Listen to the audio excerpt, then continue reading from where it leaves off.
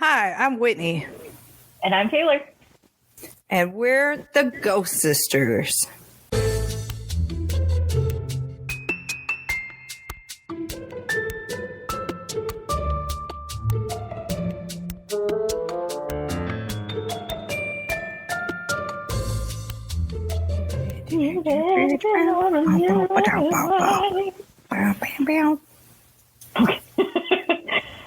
So, welcome back for part 2 of... I'm so sorry if I just burped in y'all's faces. I'm very sorry. Oh my gosh, I don't know if I couldn't hear it. Welcome back, though. What's up? Whitney been eating cookies. Yeah, well, it's my life. What do you want?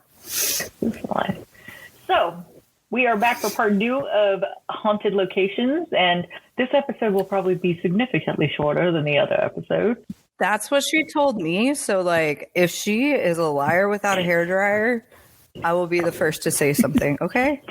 Don't be such a Ryman Hyman, Tina. So, we are doing Native American lands, abandoned areas, hotels, and battlefields. It's going really well so far. Really well. Okay, so we'll just jump right into it. Let's go. Native American lands. I've discovered as I've been reading through things that whether or not a Native American burial ground has any kind of bearing on whether or not a land will be haunted completely depends on the tribe in question. A lot of the areas, it's kind of become a trope in Hollywood and that kind of thing that Native American burial ground means that you're going to have all kinds of issues and stuff like that, which if you leave it alone, generally you're not going to have any problems. It depends on whether or not the land is considered sacred and there's some kind of ceremony involved with it. Yeah. So I went through and looked at a few different tribes that some of them are really lax on what happens with their dead. Some of them are really, really strict on what happens. So basically, most Native American cultures believe that it is improper to have contact with the remains of the deceased. Basically, you shouldn't move them. You shouldn't touch them. You should just leave them as they are and bury them as you need to and be done with it. Oh, okay. The way you were talking, it sounded like where they died is where they stayed. And I was Natural burial. What the fuck? Not even. The way you were saying it, it was like if they died in their chair. Oh, no, you just leave them there. No, that's not what I mean. I was like,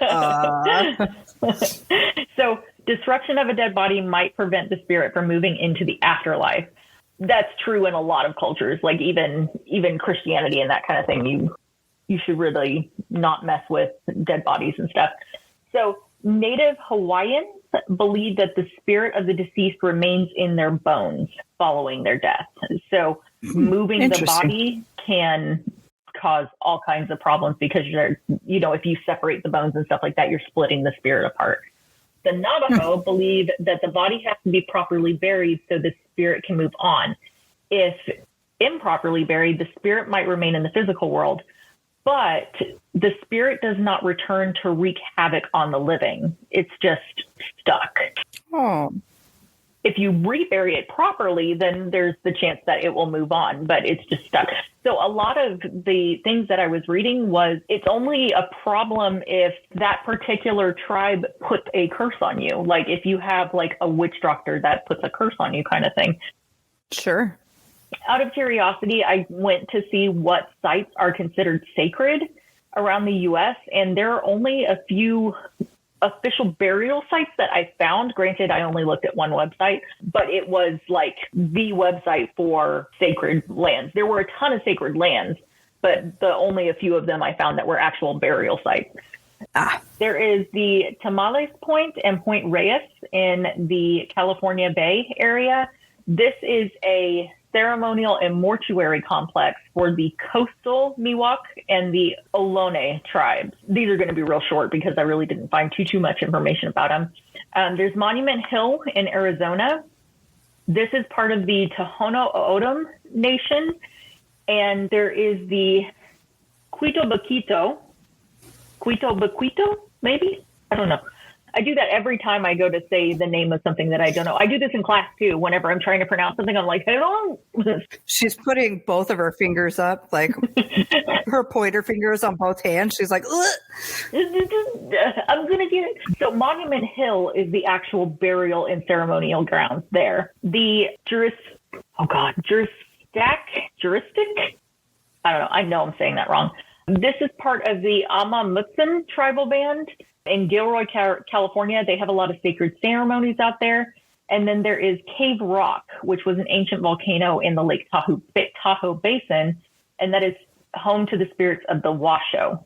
So that's just 4 of the sites that I found. This website literally had all of the indigenous sacred sites all over the world. So wow. I'll take a look and I'll post it someplace that if people are interested, they can look at it. So I was kind of disappointed at the lack of information that I found on Native American burial. Like it really just seems to be stereotype as opposed to an actual thing that people experience. And I've heard that before too. Like that everyone's like, ooh, it's an ancient Indian burial ground. But yes, it may be an ancient Indian burial ground, but it may not be a sacred ancient Indian burial. It may just be that colonists were dicks and took over and happened to do that there. And it's haunted for some other reason, not necessarily because it was that burial site, but just, yeah. So apparently the Amityville Horror, when that book came out, that's what got people started on the ancient Indian burial ground thing. So. Got it. Yeah. So abandoned areas, again, like last episode, I didn't find a lot of information as far as why these things are haunted. So I just kind of said why I think they're haunted. Basically, abandoned areas, because humans no longer inhabit it, nature tends to take over again. And the spirits that are tied to nature tend to move in because there's no interference from humans. Basically, it becomes a safe space that they can come in and do what they want. And then they get angry whenever humans do start to come in and do things. Yeah. Most of them just want to be left alone. That makes sense. Just like last episode, I've got examples. Not as many examples this time. Okay. The first one is probably one that is extremely famous. It's Pripyat, Chernobyl, Ukraine. For those who don't know what happened in Chernobyl, it was a nuclear disaster in 1986 when we had reactor number 4 exploded at the power plant. Basically, this became a radioactive disaster site, and it is still a radioactive disaster site. They actually call it a disclosure zone that you're not allowed to go into it.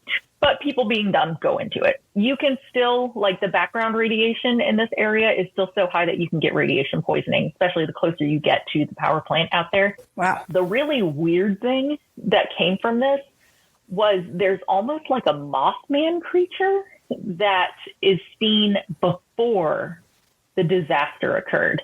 People were seeing a bird-like creature that was headless with a 20-foot wingspan and red eyes.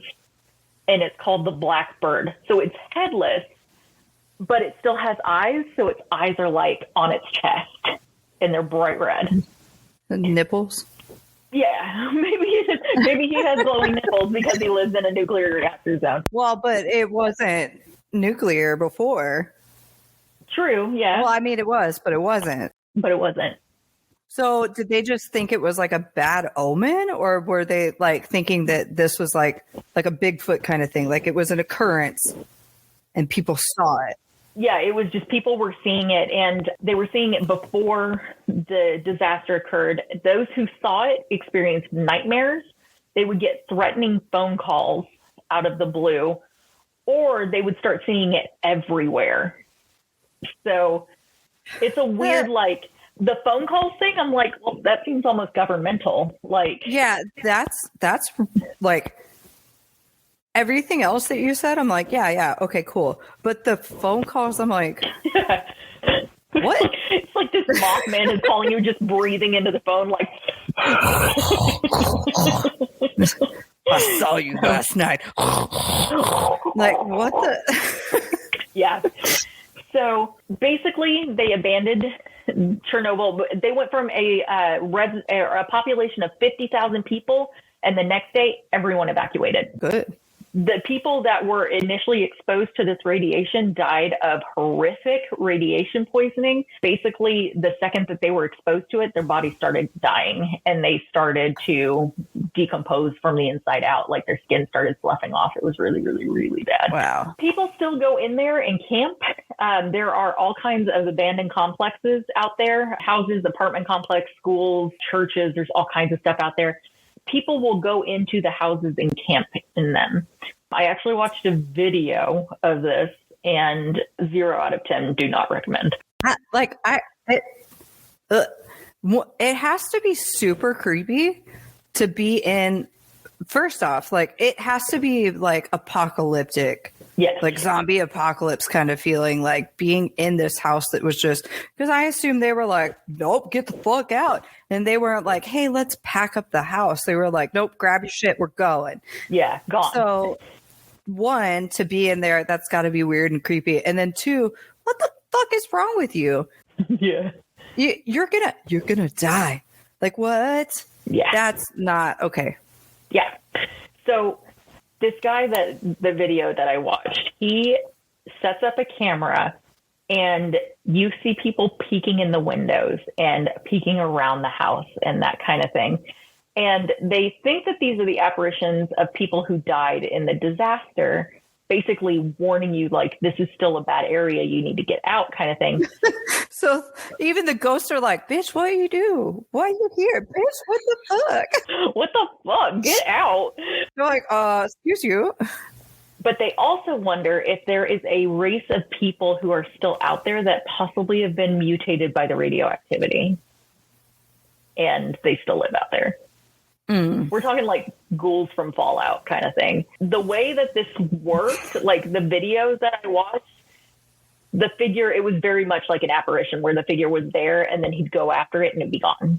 So my guess is that a race of mutants is not really the thing out there. I mean, but then you also look at movies like I Am Legend, where they have these races that have survived whatever. I mean, that one was, I don't think it was a radioactive thing, though. It was like a sickness or something. But either way, they still managed to survive, and they have like superhuman speed and strength and whatnot. So like, and I mean, if you're up in that much radiation, I would expect you got some superpowers going. So right.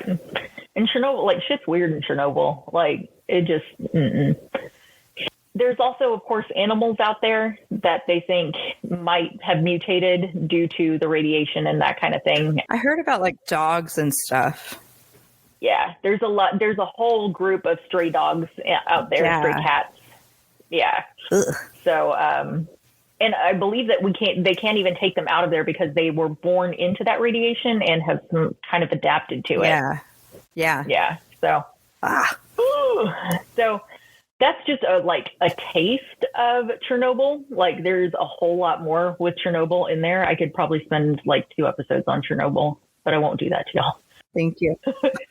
So, thank you. Thank you. The next one is the Atlanta prison farm. And this one is just kind of an abandoned thing. I really didn't find a whole lot as far as paranormal stuff goes. But it's 400 acres of abandoned land that operated from 1945 to 1995. It was a 700-bed detention facility that housed minor criminals with the potential for vocational training. So basically they were petty criminals like stealing and that kind of thing, and they figured they could rehabilitate them. It was only built for 700. It housed 1,000 inmates at its peak.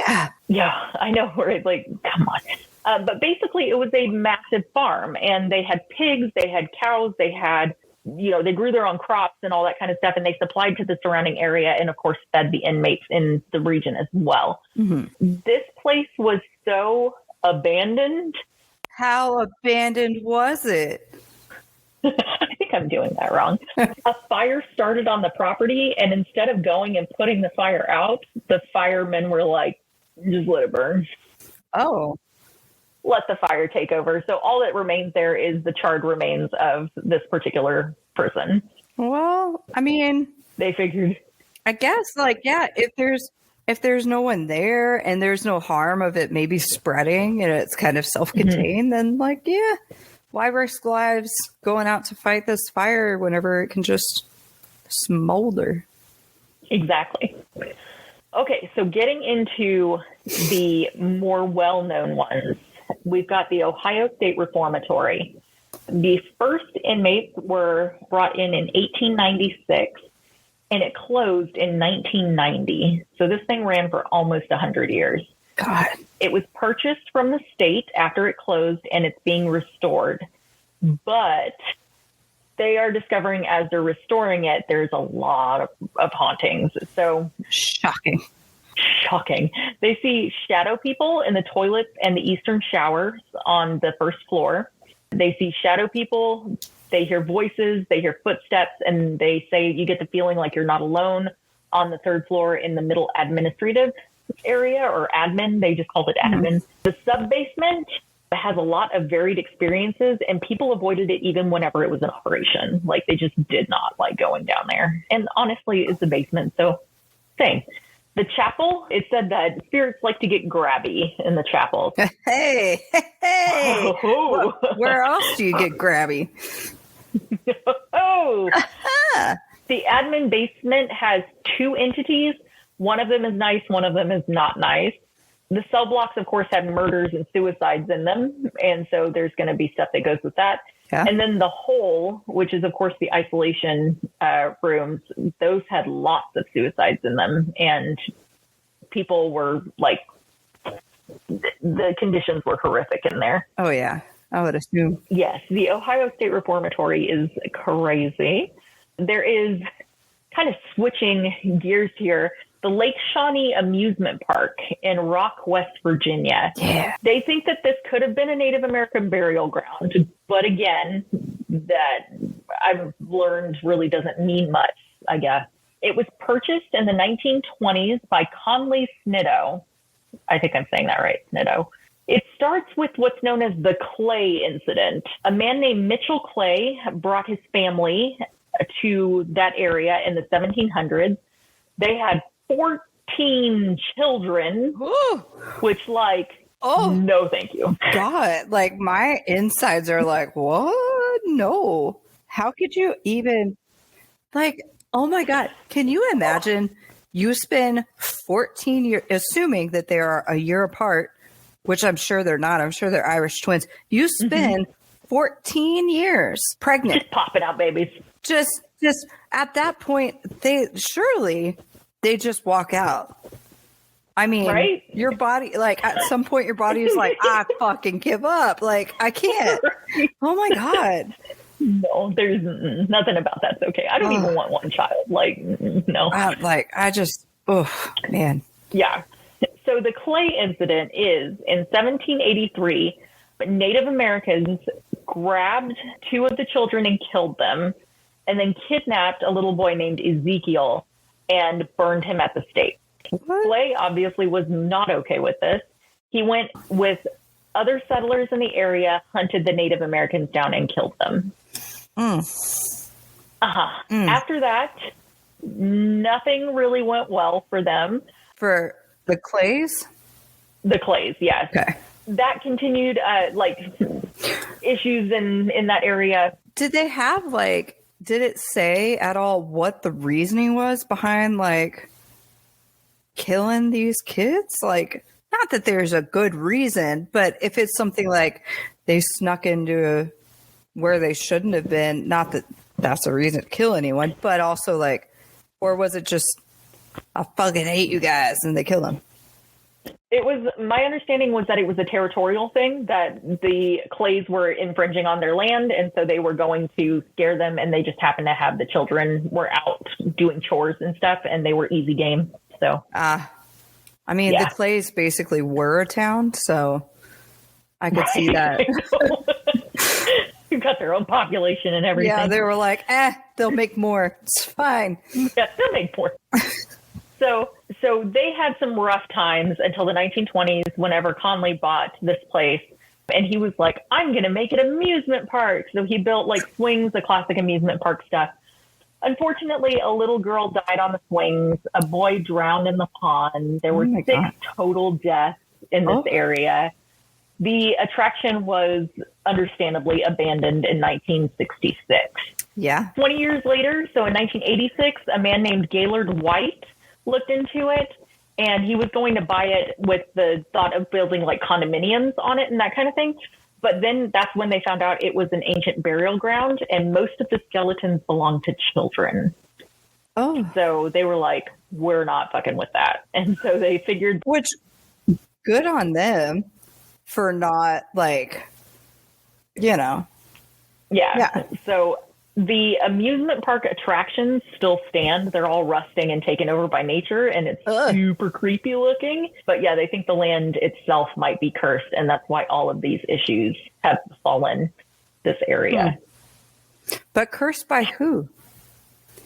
Like, I don't know. Maybe the Native Americans, whenever the Clays came and like killed those Native Americans, maybe that tribe put a curse on the rest of the family. I'm not sure. Yeah. I don't know. So, I don't know. And then, of course, we have Eastern State Penitentiary. Can't go anywhere without abandoned stuff talking about that. Yep. So, construction started in 1821, and it officially closed in 1971 for prisoners. And then it reopened as a museum in 1994. So it was known for its punishment, which I put in parentheses, aka torture, because they literally use torture devices. The first one is the iron gag, which is a bit that is shackled around your mouth or shackled around your head, and then there's a bit in your mouth so that you can't talk. They would leave you in that for as long as they felt the punishment was necessary. So because this bit was in your mouth, you also could not eat. Yeah. It was also a starvation punishment. Jesus. They had what was known as the mad chair. Back in the day, they thought that mental illness spread through circulation of blood around your body. Basically, the blood itself carried the mental illness. Of course. Of course. You've got ghosts in your blood. Do cocaine about it. Duh.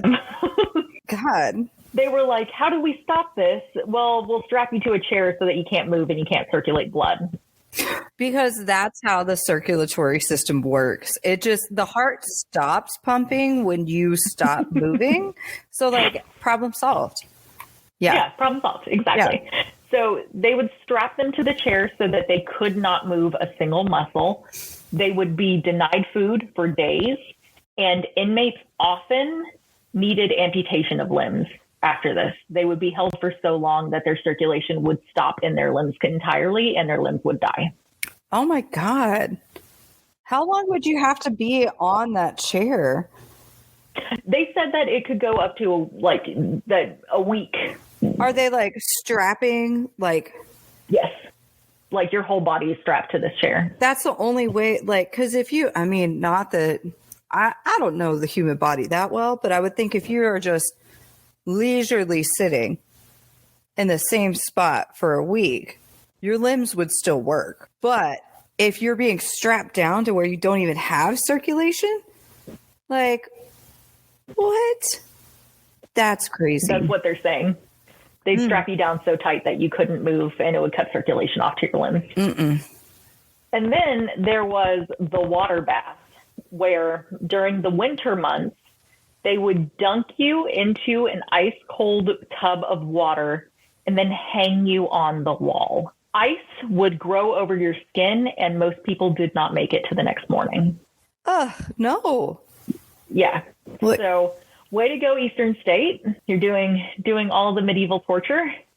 Not even the medieval torture. You're doing work these are war crimes. These are banned by the Geneva Convention kind of. Yeah, it's fucked up, man. Yeah. Wow. I was actually really surprised. I mean, I knew that kind of stuff happened, but they put it so very bluntly on their website. I was like, oh, damn. Oh, shit. Obviously, there are hauntings with this. There's an apparition of a man in cell block 12. They typically see objects moving on their own. There are disembodied voices and shadow figures. This place is known for Al Capone and Willie Sutton serving their sentences here. So Al Capone had his really nice cell and all that because he was a special man. He was a special man. Special man. People often see a man standing in one of the guard towers, but the stairs that lead up to the guard tower disintegrated a long time ago. So there's no way to get up there, but they see a man standing up there. Alrighty. They have whispering, giggling, and weeping. And then they have a woman that they call the soap lady that sits in the last cell of the second floor wearing white. And apparently this is where women were held. They were held in that particular area. So it makes sense that she would be seen there. I did not find out why she's called the soap lady. I see your face and I know. Yeah, I was like, there's got to be a reason. Like, yeah. Was she obsessed with being clean? Was she obsessed with not being clean? Did she make her own soap? make soap out of other inmates? You're like, what? Maybe that's like how she survived, as she made soap and traded it for smokes. Maybe, yeah. Who knows? And they were like, that's the soap lady. Once I got through Eastern State, I realized that I did not put prisons on my list of places that are typically haunted. And so I was like, well, it's good that I'm covering them. So, well, there you go. There you go. How did you forget prisons? I don't know. Like, I feel like that's like the number one. Like, yeah, I have no idea. The next one is the Tillamook Rock Lighthouse in Oregon. And apparently this is a thing. Lighthouses are apparently very haunted. Yeah. And I understand why after reading about this. So in 1878, the government decided that this rock needs a lighthouse because it was causing problems. Problem rock. Problem rock. The Native Americans basically told them that this rock is evil, it's haunted by evil spirits, it is cursed by their gods, and they do not approach it. So the Native Americans are like, y'all crazy. Oh, no. Yeah. And so it really was a problem rock. Yeah, it was problem rock. From day one, they started having problems. The very first surveyor that went out there, he was Master Mason John Trewavas. He was swept out to sea by a rogue wave, and his body was never recovered. So, off to an excellent start. Good. Okay. There was so much superstition and speculation from both the natives and the villagers in this area that no one wanted to work in this particular lighthouse. They had to bring workers from outside of the village in, completely sequester them from the villagers so that the villagers wouldn't scare them out of working, and then send them out by themselves to work so that the lighthouse could be built. Like, if they were like, all right, you're hired, what? We're going to put you in this room and you can't talk to anyone. And like, no, don't worry. It's okay. Everything's fine. And you can't go into town. No, really, like, it's okay. And then we're going to send you to this lighthouse and like, no. Don't look it up or anything. So like, yeah, that's going to be your job. I would be like, you can fuck right off. Like, I'm not, that's a scam on the scammiest level of scams. Like, no. The sirens and red flags are going everywhere. Yeah. And if they were not, you maybe deserve what you were getting. I don't know. Maybe, yeah, 100%. Know. So getting to the location was super dangerous. A lot of the boats would get hit by waves and knocked up against the rock, and then you'd be having a bad day. There was a time when a massive storm stranded the work crew out there for nearly 2 weeks, and they almost starved to death. After the lighthouse was built, they brought out the actual keepers, the light keepers. 4 men were brought out there without their families. So they didn't even have the comfort of having their families with them. Again. One of these men, I'd be like, no, thank you. No. One man, his name was James A. Gibbs. He was like, this place is freaking haunted. He said that all 4 of the light keepers kept seeing a ghost ship. They were hearing moaning and whispering when no one was up. And they kept hearing ghosts as they were climbing the stairs to the stairs to the tower, which the stairs works. Yeah, the scary stairs. One friendly light keeper was one of the entities, and then one malicious one was one of the entities.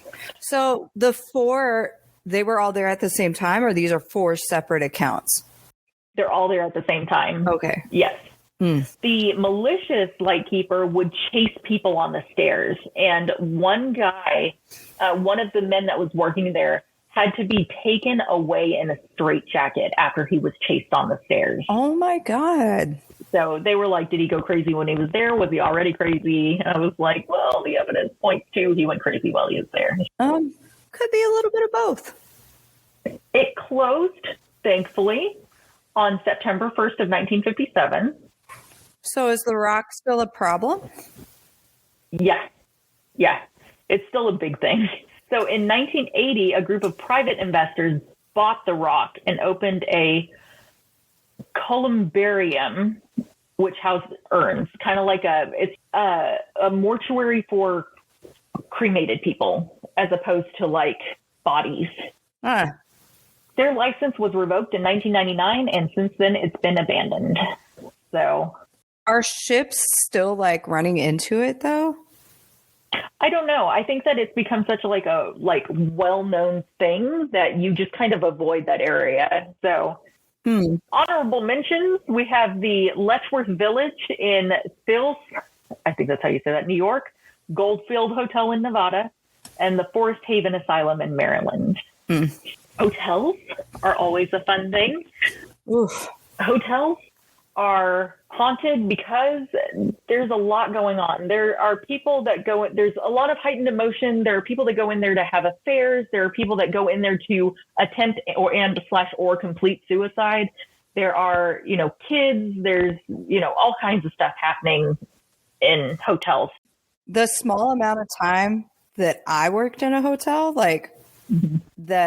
first off, that hotel was haunted, which I don't think you have on your list, like kitchens, like restaurants. No, I don't. Yeah. Because so far, I want to say the very first kitchen that I worked in, that place was haunted. And then of course the hotel, the bake shop was super haunted, but we had a couple deaths happen while I was there. And then of course there was a really big one that happened before I got there, but I'm not going to, pinpoint where I'm at and everything, but still it was crazy. And a few of them were just this one guy, he just died. Right. He was there on a business trip and so shit happens at hotels, man. Right. Exactly. So I pulled some famous examples. And then, of course, I pulled two that I was I have to cover these because we're in Texas. The first one is the Stanley Hotel in Colorado, because you can't do hotels without Stanley. So if you don't know, this one is famous because it is the inspiration for The Shining and the Overlook Hotel by Stephen King. It is a 140-room hotel, and it opened its doors on July 4th of 1909. It is still functioning today. It has a hedge maze and all that kind of stuff. They put that in after The Shining came out because they wanted to pay tribute to it and stuff. Yeah. But there's a lot going on in this particular hotel. So one of the big hot spots is known as the Vortex, which is actually the main staircase of the hotel. And there's a young girl that gets photographed on the stairs.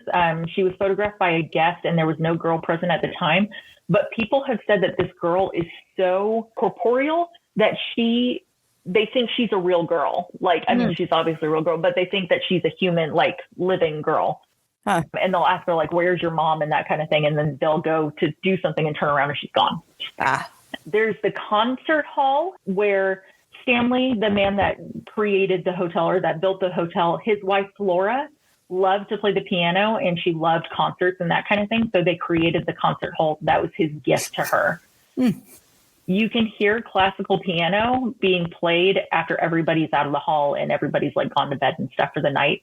They started to renovate the concert hall in 2000 and activity has skyrocketed since then. Do they is the wife, she died, right? So yes. Do we think it's her? Yeah, they think it's her. She just going in and playing the piano. I enjoy my present. Thank you so much. Yeah. Aw.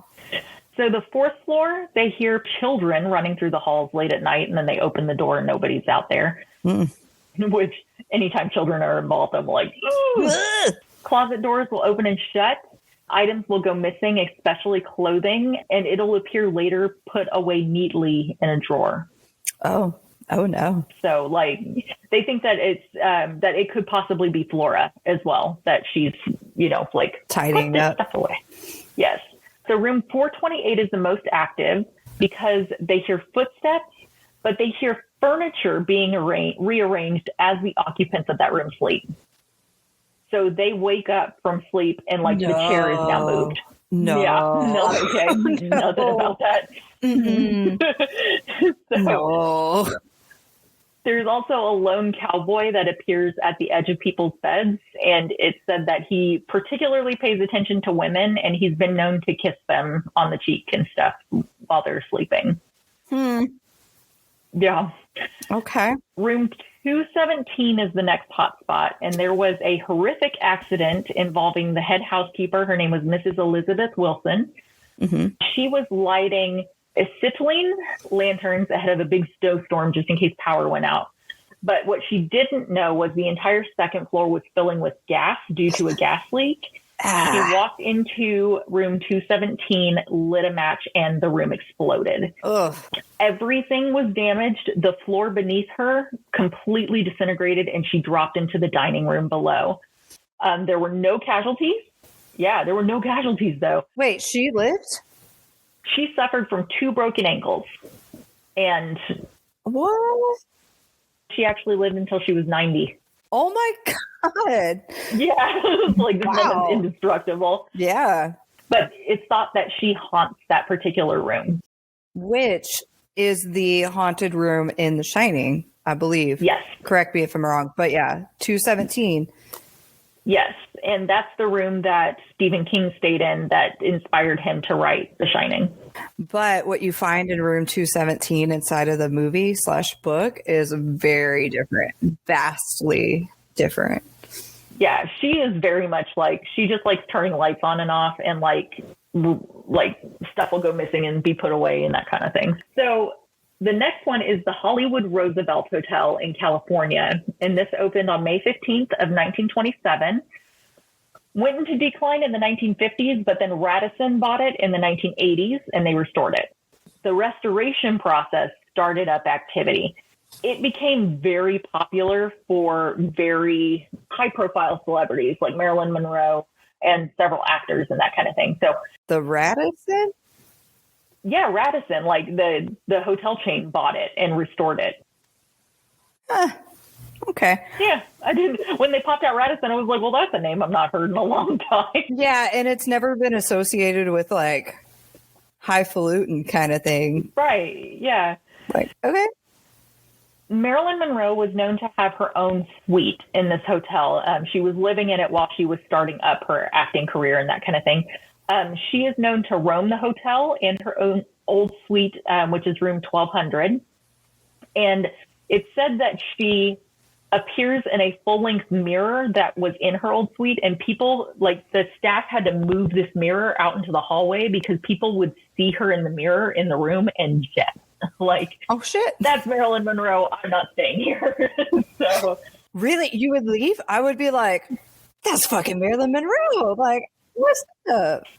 Let's hang out.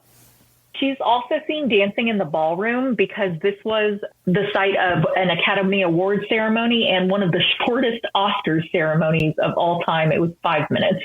Wow. Yeah, I was like, damn. You're like, and everyone wins. All right, bye. Everyone wins. Get out. So Montgomery Clift, who I was like, who dat? He was an actor. He was in the same kind of realm as James Dean and a couple of other people. But he was known for his, like, he played a very moody, dark teen kind of heartthrob. Sure. He is known to wander room 928. He will wake guests up. He'll brush by the maids and that kind of thing. There is a 5-year-old named Caroline. She was seen by psychic Peter James in 1992, who saw her crying and he asked her what was wrong. She said that she was worried about her mom getting hurt. And whenever he tried to comfort her, she disappeared. Huh. Is there... That was a weird one. Anything going to like a mom or like a woman being hurt or? Not that I saw, but I gotta admit, I really didn't go too far into that one because I didn't want this to end up being an hour and a half like the previous one. But she said to play and roam the halls looking for her mom, and she is so corporeal that she wears a pink jacket and jeans. Wow. She will run around the lobby singing and playing and stuff, and people think she's just someone's kid. So she's very, very active. There are 2 unknown male spirits in the ballroom. One of them is a possible actor that appears in the ballroom in a tux. And psychics think that he told them that he's from the 1920s. He's an award nominee and an Oscar banquet attender. And then there's another one that wears a tux, but he's a different guy. He plays the piano. And then there's a swimming pool entity where there's a person seen swimming in the pool when it's all closed for guests or everybody's asleep. Mm-hmm. When security guards go to check, nobody's in the pool. Yay. Okay. So the Baker Hotel in Texas, in Mineral Wells, Texas. Oh my God, I was just looking at that. Oh, yay. They're renovating it. They've been renovating it for a while. Yeah, so it opened in 1929 in Mineral Wells, Texas, because of what's known as crazy water or healing water. Basically, this area is a spring that you have very mineral-rich water that wells up to the surface. And the family that initially came there was suffering from all kinds of ailments, and they were kind of wary about drinking the water. They gave it to their livestock. Their livestock was fine drinking the water, so they started drinking it. And they started noticing that they felt better the more that they drank this water. So it became known as the healing water. And then that word spread, so people from all over the country started coming. So that's why the Baker Hotel was created. It was very famous. Judy Garland and a whole bunch of other people came to get help from this healing water. They had spas and all that stuff. You can still drink the water out there today. They've got different mineral contents and stuff. It closed in 1972, but in 1999, it was put on a plan to be renovated and reimagined as the Baker Hotel and Spa. The development for this began in 2019, and they said it would be a 3-year process, but I just checked their website and we're sitting in 2023 and it's not done. To be fair, we had a pandemic. We went through some shit, all right? So cut them a break, okay?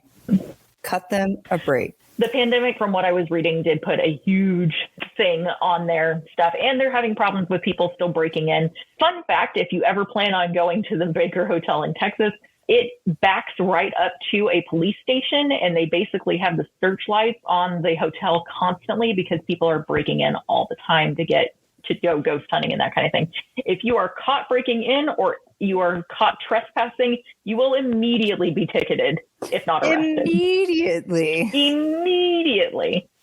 So the ghosts that they see in this area are the woman on the 7th floor. They think that she's the mistress of the hotel manager and that she jumped to her death from the top of the building.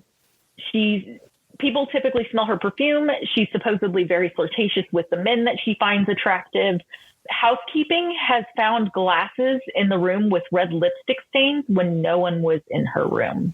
Glasses, like drinking glasses? Like drinking glasses. For a second, I thought you meant reading glasses and someone had kissed them. And I was like, what the fuck? Who kisses glasses? Okay. Yeah. Drinking. And then they also hear a woman in heels walking along the floor. There was a group that was doing a tour in the Brazos room. The entire group heard silverware and dishes clanking together, people talking, and orchestral music. It has not happened before that, and it has not happened since that. Oh. So that was a random thing. Spooky. There's also what's known as the fresh air ghost, that a lady across the street, she has a good view of the windows in the hotel. She noticed that some windows would be open and some would be closed. And then she started marking which windows were open and which were closed and noticed that they were opening and closing. And so she was like, oh, the dude that's up there must be he must be airing out the rooms and stuff. And then they told her this was in the 1990s. They were like, no one has inhabited that since the 1970s. And she was like, nope. I would shut my blinds so fast and move. I would be like, because now they know that I know that they know that I know. Oh my God. Yes. Well, fine. I do know. Oh my God. Yes, I know what you were saying. So they also see a dog and a little boy. The boy is 6 to 8 years old, and he told a psychic that he died in 1933 while his parents were trying to get help for his leukemia. And the dog is there with the boy. So the dog and the boy keep each other company. Oh. My guess is that because this is right in that time period, they came to the Baker Hotel in hopes that the healing water would heal his leukemia. Which I think you need a little more than water. I believe in water, but a little bit more. Yeah, Whitney's the original Hydro Homie. Hell yeah. So next one is Hotel Galvez in Galveston, Texas. So this is one of Whitney and I's ghost hunting bucket list things. Which it has recently been renovated. So, yes. Did they have information about it being renovated? They did not have information about the new renovations. Because I'm curious if they had anything happen while that was going on. Because they did quite a bit to it. So yeah. So this opened in 1911, and it is still open today. It is very expensive to go there, but their buffet apparently is amazing. I have not gotten to partake. I mean, when I went, it was amazing. Whitney's fancy. No. There are several ghosts here. There is the Lovelorn Lady, which is perhaps the most famous of them. Her name was Audra. She was a 25-year-old bride-to-be in the mid-1950s. She would rent out room 501 in the Hotel Galvez while her fiancé, a mariner, would go out to sea for work. She would climb up on the rooftop and wait to see his ship to make sure that he was coming back in. There was a massive storm in which she was told that her fiancé died. They told her that all hands were lost. And so she was so distraught that she hung herself in the western turret of the hotel. God.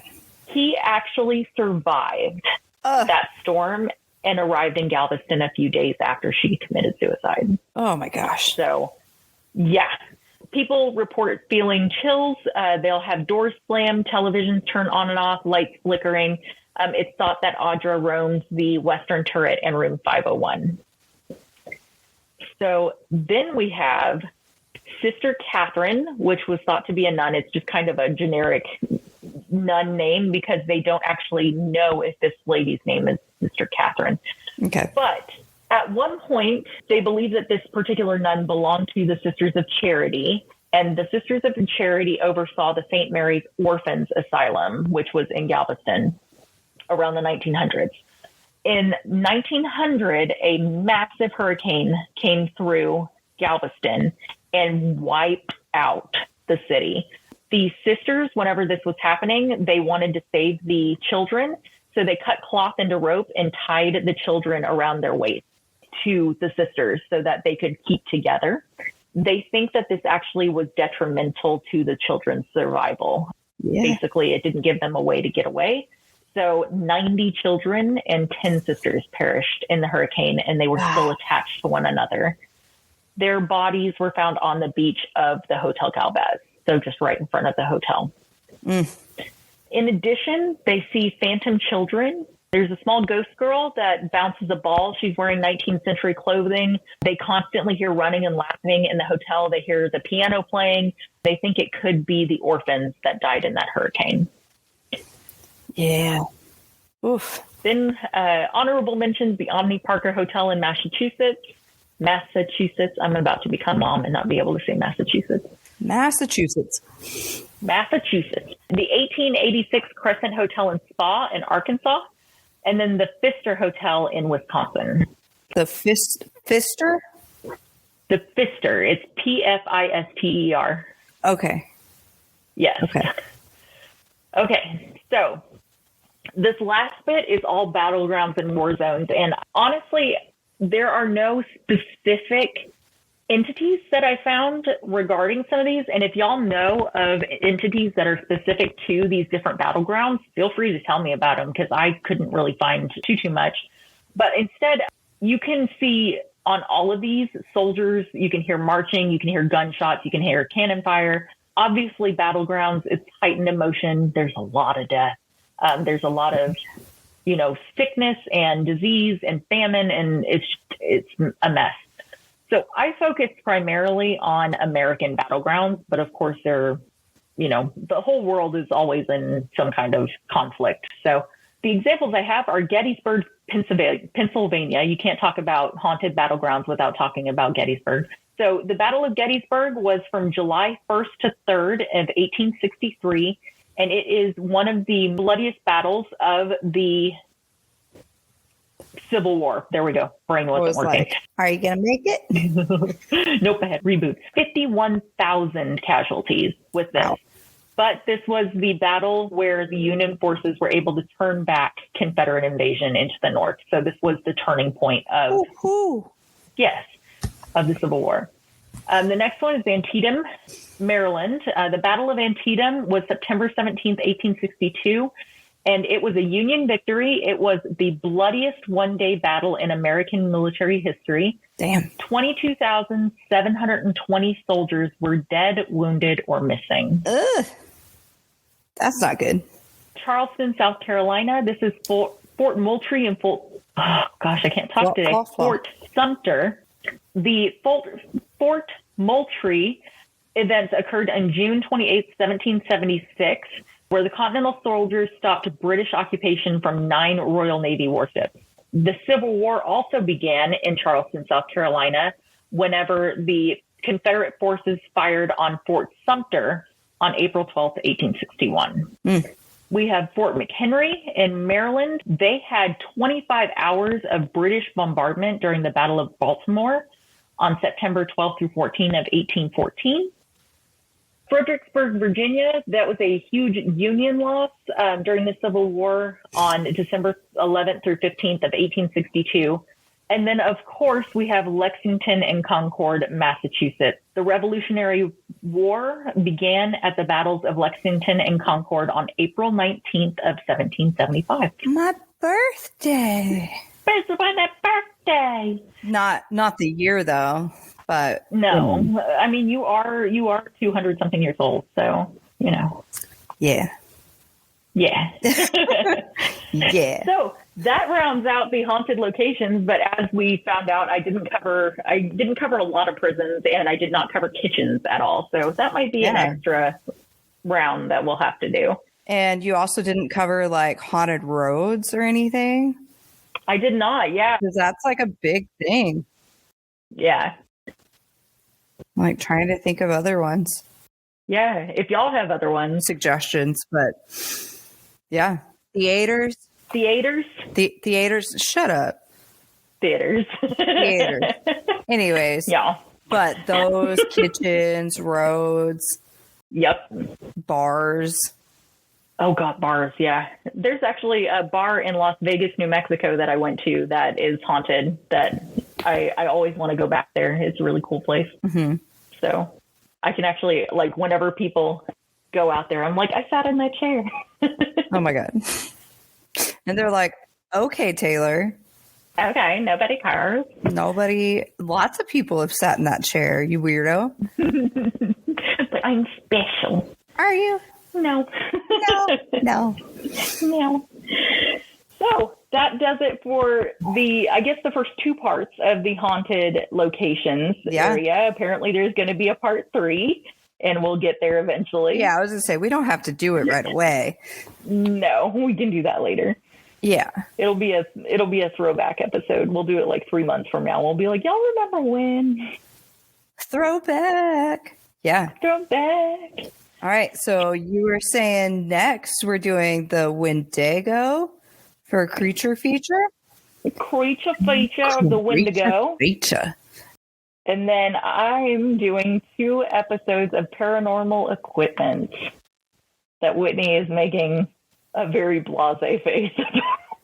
Maybe we should like split it up, and it'll be like half the episode is equipment, and then half the episode is something else.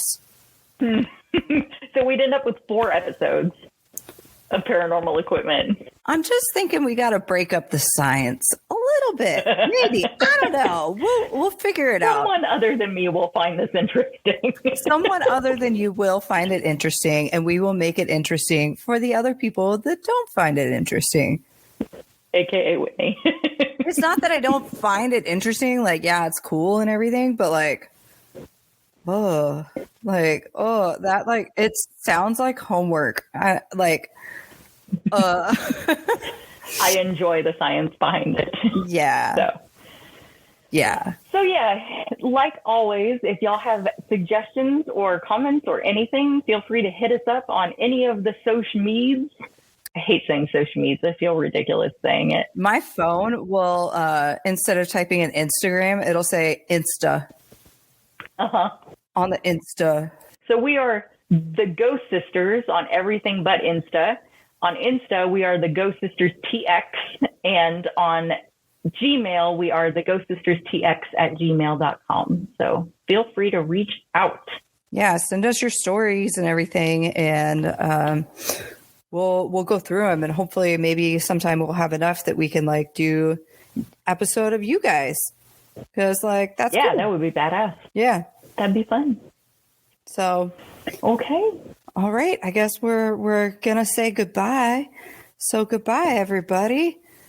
She's Pocahontas waving. Yeah, I'm Pocahontas waving right now. So yeah, we'll spook you later, bitches. Bitches. All right. Bye. Later.